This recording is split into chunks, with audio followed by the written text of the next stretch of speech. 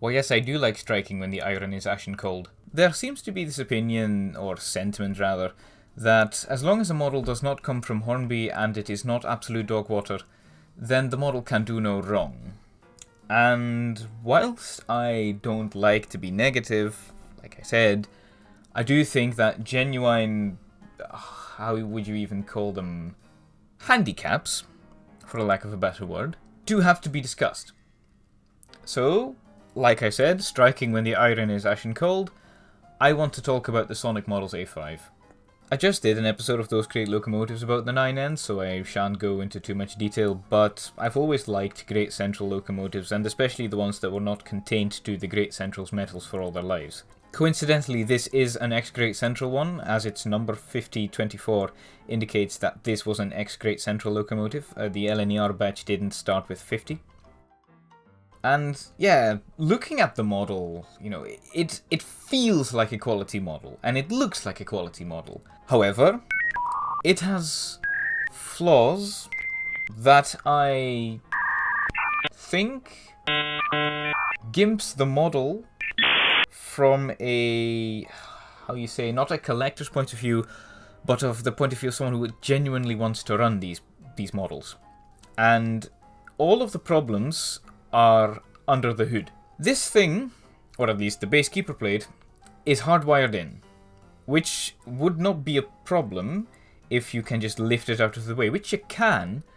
However, the wires are very thin and very long, which means that when you want to get it back in, oftentimes the wires poke themselves through underneath the base keeper plate, and you can just see the wire sitting just in front of the pony wheel, or the trailing wheel, I guess.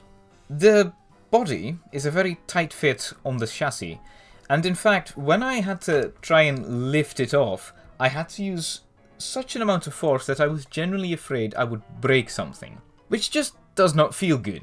It doesn't feel like you're holding quality then. When it's all assembled, it feels fine, but then, in one of those moments, the moments where you genuinely wish to, improve your engine, you have the chance of actively making it worse. Then the DCC socket is inside the coal bunker. Now you have to lift out the coal rails, the piece of coal is attached to that, and then the cab lifts off. Could the pigeons not be in heat for just 5 minutes while I'm trying to record? Come on now. As I said, the cab lifts off, but the cab lifts off from the back, so you have to slot it into the front and then push down.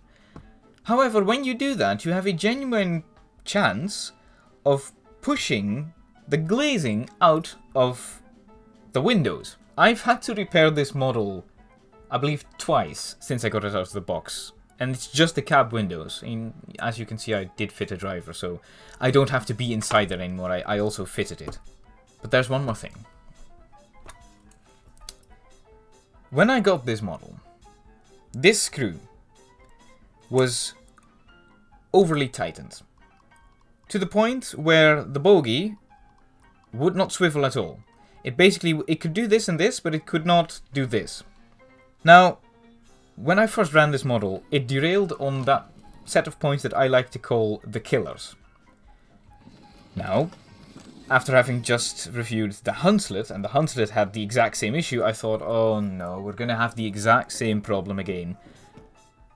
But then I took the model off the track, and I, played about with it a bit.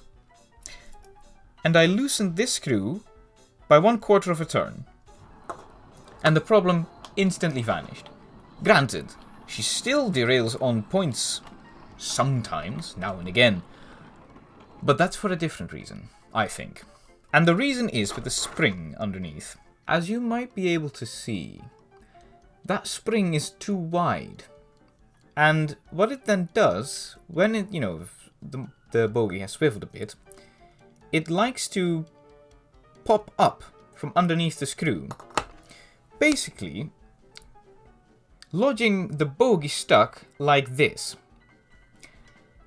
Now, these are all genuine faults with a model. And if this was a Hornby model, people would be up in arms. People would genuinely pretend like it's the worst thing ever. Yet, I have not heard anyone talk about these issues. And I think that as soon as a model becomes difficult to service due to the way it is built, it is not built to a high standard. I shall give you another example to show you what you mean, and this one is a Hornby one, so rejoice, I guess.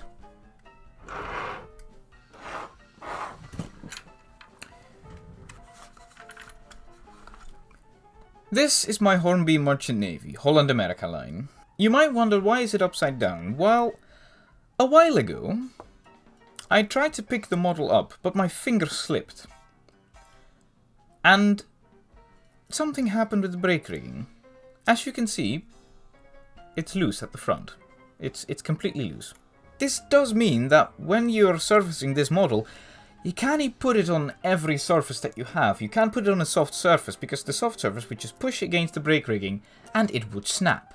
Now, in this state, the brake rigging is not an issue when running. However, it hinders the serviceability of this model. You have to take everything off beforehand if you want to prevent it. And I think that when a piece of detail either gets in the way of servicing, or breaks even when you're not deliberately, poking at it, it's superfluous and shouldn't be there. And to be fair, in the case of the Bullied, it would not break the illusion of the model if the brake rigging wasn't there. But that's just my opinion.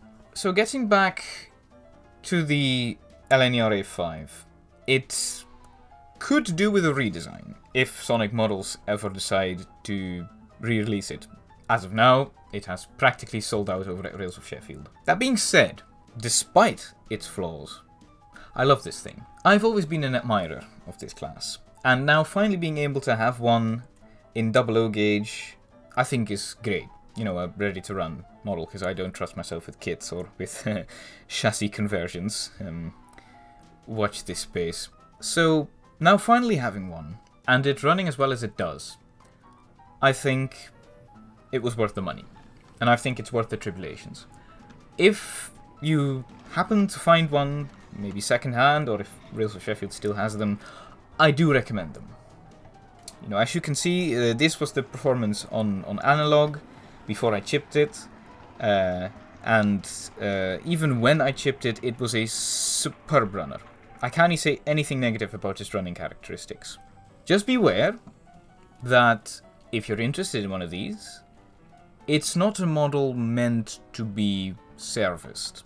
So it has the possibility of one day dying on you, and you have to make the choice, do I risk breaking this? Is that a chance I'm willing to take? Now, someone who is not as electrically gifted as myself would say no. Maybe that will come, but if this model was to die on me, let's say in a week or so, I would not have the courage to open her up and, basically try again. But I recommend this. I think it is lovely. As other people have showed this off way before I did, so I shan't, dwell on it for too long. Because I think that models that have flaws have to be discussed. You can, praise them into the heavens all you want for the things they do right, but if there is something it does wrong, it will start to annoy you if you are the owner of a model. So, just, as a total disclaimer, be warned. That having been said, thank you for watching. I do plan on making a video on a Hornby 00 Flying Scotsman. Yes, I caved. I am sorry. But that's, for future me to worry about. Thank you for watching, and please, consider getting one of these.